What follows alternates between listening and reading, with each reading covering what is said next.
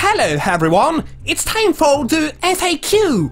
Le FAQ comme disent les Français. Alors c'est parti, je vais maintenant répondre à toutes les questions que vous me l'avez posées sur le Twitter. Big up à Mantoline qui s'est chargé de sélectionner les questions. Salut Superflame, as-tu une idée de nouveaux concepts que tu veux mettre en place en plus de ceux existants déjà? Alors oui, j'ai plusieurs idées de nouveaux concepts à mettre en place sur la chaîne, mais ils ne seront sans doute pas disponibles avant septembre. Peut-être qu'il y en aura certains qui sortiront pendant les vacances d'été aux alentours du mois de juillet, peut-être août, mais c'est vraiment pas sûr, normalement c'est garanti, ça débarque sur la chaîne en septembre. Je ne vous en dis pas plus parce que j'ai encore besoin de vraiment peaufiner les idées, mais sachez-le, il y a minimum 2 nouveaux formats qui devraient arriver sur la chaîne, j'ai postillonné sur mon micro, j'espère que ça se verra pas à l'écran. Si on te propose de doubler dans une grosse production, comme Disney ou DreamWorks, accepterais-tu? Je signe direct, c'est un de mes rêves. Comment trouves-tu l'inspiration pour des projets type Titouan Gaming? La plupart du temps, ça part d'une idée à la con qui pop dans ma tête de manière totalement aléatoire. Ça peut être quand je suis au bar avec des copains, ça peut être quand je suis dans le train en direction du bahut, ça peut être lorsque je suis dans mon lit avant de m'endormir. Bref, à n'importe quel moment de la journée, je peux avoir une idée de vidéo qui sera ensuite exécutée dans les jours qui viennent. Quelle était ta première imitation? PS, j'adore tes vidéos. Continue comme ça. Oh, merci beaucoup. Eh bien, ma première imitation, c'était Jacques Chirac. J'étais en primaire quand j'ai commencé à faire des imitations et j'avais regardé les Guignols de l'info la veille et le lendemain, j'avais essayé de reproduire la voix de la marionnette de Chirac.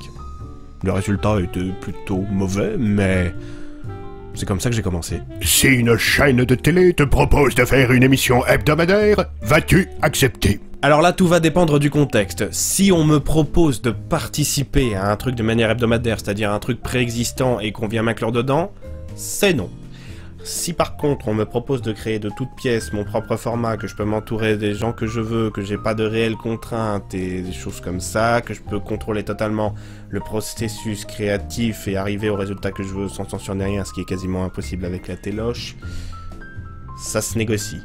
Mais sinon, a priori, ça serait plutôt un non. Est-ce que tu comptes en faire un métier? Entre parenthèses, imitateur. Bah, techniquement, c'est déjà mon métier, vu que d'un certain point de vue, imitateur, enfin, il n'y a pas d'école, il n'y a pas de diplôme pour ça, quoi. Donc, je le suis, point barre. D'ailleurs, imitateur, je pense pas que ça soit un métier, c'est juste un talent. Après, si par imitateur professionnel, tu entends un mec qui est payé pour faire des imitations, d'un certain point de vue, c'est déjà le cas, puisque ma chaîne YouTube me rapporte un petit peu d'argent, et je fais des imitations sur YouTube.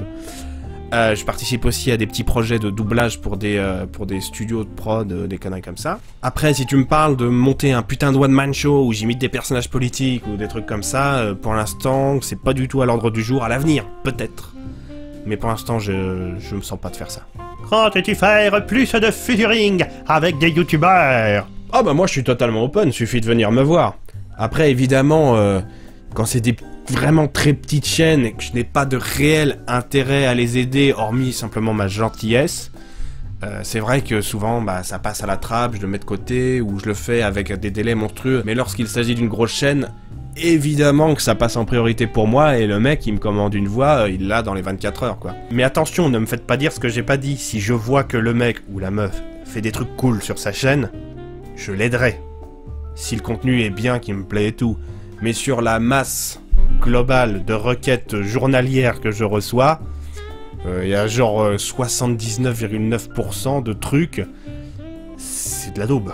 C'est de la daube. Je ne vois même pas l'intérêt qu'ils ont à me demander de faire une voix, à part le simple fait de pouvoir dire « Il y a Superflame qui a fait la voix de mon intro », ou un truc comme ça. C'est pas une collab, c'est unilatéral, ça ne profite qu'à l'autre. Pourquoi ne pas créer une soundbox de tes imitations? Cela serait vraiment cool. Oui, j'ai déjà posé la question dans les coms YouTube. Si je n'en ai pas déjà codé une moi-même, parce que je fais mes études en informatique et que techniquement j'ai les compétences pour le faire, c'est tout simplement par flemme. S'il y a quelqu'un qui a envie de le faire, bah qu'il le fasse, il n'y a pas de souci, je lui donne ma bénédiction, tant qu'il ne s'amuse pas à faire payer les gens ou qu'il ne met pas de la pub pour en tirer du profit. Comment as-tu appris à imiter? Alors c'est une histoire assez complexe. En fait, il y a fort longtemps, je me promenais en montagne et tout à coup, il y a un orage qui a éclaté. Alors j'ai dû très vite aller m'abriter dans une grotte qui se trouvait pas très loin sur mon chemin. Et dans cette grotte, il y avait un vieux monsieur barbu, vraiment très âgé, avec plein de rides et tout. Et il m'a vu, je l'ai regardé, on s'est regardé mutuellement et il m'a dit « Oh, tu es l'élu! Tu feras des imitations !» Et du coup, j'ai dit, mais pourquoi faire? Oh, Chili, c'est comme ça. Et il est mort juste après, quoi. Alors, j'ai dit, par respect pour son âme, bon, ok, je me mets à faire des imitations. Voilà. Penses-tu qu'il faut attendre que la voix mue pour essayer de faire des imitations? Non, pas spécialement, c'est juste que avant de muer, on a une voix un peu plus aiguë, donc on peut faire des imitations de voix qui sont un peu plus aiguës. Par exemple, avant de muer, j'arrivais à imiter parfaitement la CPE de mon collège. Et après avoir mué, bah, c'était foutu, parce que c'était une voix de femme, tout simplement. Mais par contre, ça m'a permis d'accéder à des voix un peu plus graves. Un projet de rap battle avec tes imitations? Pinaise, MC Homer, qu'est-ce que tu vas faire? Je présente, je m'appelle François, j'ai fini mon quinquennat. Brr, brr, brr. C'est vrai que ça pourrait être bien. Cela te plairait-il de faire des sortes de sketchs politiques à la Canteloup? À ta sauce, ce serait cool, je pense. Franchement, non. Déjà parce que j'imite pas tant de voix de politique que ça colle pas beaucoup à mon univers, et en plus de ça, t'es obligé de rester tout le temps au courant de l'information, sinon tu te contentes juste d'être dans la caricature permanente. Donc c'est un peu chiant. Parmi tous tes personnages, fictifs ou non que tu imites, en as-tu un que tu aimes tout particulièrement, plus que les autres? Question, mais je pense qu'Homer reste une des voix que je préfère le faire, parce que c'est vraiment une des premières que j'ai vraiment maîtrisé à fond. Après, en termes de temps investi et de travail, la voix de Benoît Alman... Je vous parle de cette grosse voix? A été très très dur à maîtriser pour moi, j'ai passé presque un an à la bosser, donc... Ouais, Homer et Benoît Alman, c'est mes deux restas.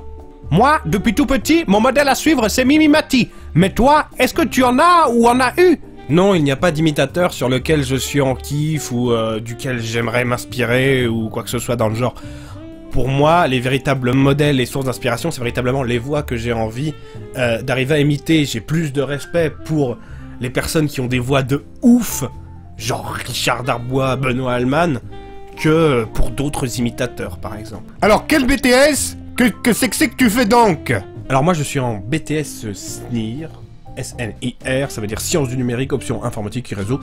C'est de l'informatique, et en gros, dans ce BTS, on fait principalement de la programmation en C, C++ et autres langages, avec un petit peu d'installation, de réseau et de base de données, mais le nerf de la guerre, c'est vraiment la programmation. Penses-tu faire une collab avec YouTunes où il remixe tes imitations? Oui, on en avait d'ailleurs déjà parlé tous les deux, mais c'est en stand-by pour l'instant. Combien de temps mets-tu pour faire une vidéo en comptant le montage et l'écriture? Et super boulot, je t'adore. Merci. Ça va dépendre des formats. Ça va dépendre des formats, mais après, j'essaie de toujours être dans une optimisation du temps. En général, on a deux phases. On a véritablement la phase de préparation et de recherche, qui est suivie de la phase tournage-montage. Après, le tout peut être fait en une journée, comme en 2 jours. Je mets rarement plus de 3 jours à produire une vidéo. Le plus chiant et le plus chronophage, c'est toujours le montage. Et ça rime. Arrives-tu à vivre de YouTube et de Tipeee cette année? Pour l'instant non, j'étais sur le point d'y arriver il y a encore de cela 2 mois, mais malheureusement avec les petits soucis de monétisation qu'il y a récemment sur YouTube depuis l'affaire PewDiePie, avec les 4 milliards d'annonceurs qui se sont barrés et le nouvel algorithme qui décide si oui ou non ta vidéo est bien rémunérée, les revenus ont considérablement chuté pour à peu près tout le monde. Je ne suis pas parmi ceux qui sont les plus à plaindre, mais ça se ressent. Moi, ça a été une division par 3 à peu près, mais je sais qu'il y en a qui ont eu leurs revenus qui ont été divisés jusqu'à par 10. Mes pensées vont à eux. Pour ce qui est de vivre de YouTube et de Tipeee, c'est mon objectif pour l'année prochaine en fait. Parce qu'en gros, là, je suis en train de terminer ma 2e année de BTS, et je compte me prendre l'intégralité de l'année prochaine pour bosser sur ma chaîne YouTube et d'autres projets type voix off à côté, et voir si j'arrive à faire un espèce de melting pot de tout ça pour arriver à en vivre, et en vivre plutôt bien de préférence. Voilà. Donc pour ceux qui ont envie de me faire des petits dons et de me soutenir financièrement, n'hésitez pas à aller sur Tipeee, le lien est dans la description. Pour le coup, vous prendrez part à mon salaire. Comment vois-tu la chaîne dans 3 ans? Comptes-tu en faire ton métier? La deuxième partie de la question, on y a déjà répondu. Dans 3 ans, j'espère que la qualité sera toujours au rendez-vous, que le contenu sera plus produit, plus peaufiné, qu'on ait véritablement une qualité. J'espère que je serai toujours aussi fier de la chaîne que je le suis aujourd'hui. J'espère que ma communauté n'aura pas pourri, et pour l'instant je ne me fais pas d'inquiétude, vous êtes géniaux les gens. Et j'espère que je pourrai me servir de la notoriété que j'aurai acquise d'ici là pour propulser à une vitesse phénoménale des petites chaînes qui le méritent largement. Parce qu'on ne se mentira pas, si on ne fait pas du putaclic ou des trucs comme ça, ce qui fait sortir du lot, c'est la publicité que font les autres vidéastes pour vous. Est-ce que l'imitation t'a ouvert des portes ou t'a aidé à réaliser des projets que tu pensais impossibles avant? Évidemment, l'imitation est à l'origine de la quasi-totalité des projets professionnels auxquels j'ai participé pour l'instant, et autres trucs de ouf qui ne sont pas forcément pros. Déjà, ma chaîne YouTube, elle n'existerait pas si je faisais pas de l'imitation, ou en tout cas, elle aurait une audience véritablement beaucoup plus petite. Parce que c'est l'imitation qui m'a fait connaître. Ma toute première vidéo, c'est une compilation de 51 imitations, et c'est par cette vidéo qu'absolument tout commence sur la chaîne. C'est grâce à cette vidéo que du jour au lendemain, j'avais déjà 6000 abonnés. Après, bien sûr, il y a eu du temps pour évoluer tout ça, mais voilà, la chaîne YouTube, elle est là, grâce à l'imitation. En plus de ça, c'est grâce à l'imitation qu'on m'a contacté pour bosser avec d'autres vidéastes, comme le Joueur du Grenier, Super Connard, L'Actu Animé, Kelchbeut, Amixem. C'est grâce à l'imitation que j'ai été invité à monter sur Paris dans diverses boîtes de production pour doubler des petits dessins animés. Sinon, on ne m'aurait jamais appelé. C'est grâce à l'imitation que des fois je reçois des Magic Mail. Ce que j'appelle un Magic Mail, c'est un email dont le contenu va avoir un impact positif sur ta vie. Par exemple, une proposition de job, une proposition de partenariat. Bref, c'est un mail qui contient une opportunité et que tu peux saisir. Opportunité que tu n'aurais pas eu si on ne t'avait pas envoyé ce Magic Mail. C'est grâce à l'imitation que du jour au lendemain, ma tronche s'est retrouvée sur les écrans de télé des gens qui regardaient Touche pas à mon poste. Bref, je dois énormément à ce talent. Pourquoi c'est Super Flame sur certaines plateformes et Super Flamer sur d'autres? Il n'y a aucun mystère derrière. C'est juste que quand c'est écrit Super Flamer, c'est que Super Flame s'était déjà pris. Genre sur Twitter, @superflame c'était déjà pris. Du coup, pour me contacter, c'est @superflamer. J'ai rajouté UR à la fin de mon pseudo, parce que Super Flame, c'est la contraction des mots Super et Flame. Flame étant des pratiques dans les jeux vidéo, notamment League of Legends, qui consistent à faire chier tout le monde, à pourrir l'ambiance. Le Flame. Et le heure à la fin, bah, flamer, du flame, quelqu'un qui flame. Voilà, c'est la fin de cette vidéo. Désolé, je n'ai pas répondu à toutes les questions qui m'ont été envoyées. Il y avait des doublons, certaines qui se ressemblaient un petit peu, d'autres qui n'étaient pas forcément pertinentes. J'espère que ça vous a plu. N'hésitez pas à lâcher un petit pouce bleu pour me le faire savoir. N'hésitez pas à commenter cette vidéo. N'hésitez pas à me soutenir sur Tipeee, comme les tipeurs, dont les noms défilent d'ailleurs en bas de l'écran. Moi, je vous fais un gros bisou et je vous dis à la prochaine pour une prochaine vidéo. Salut!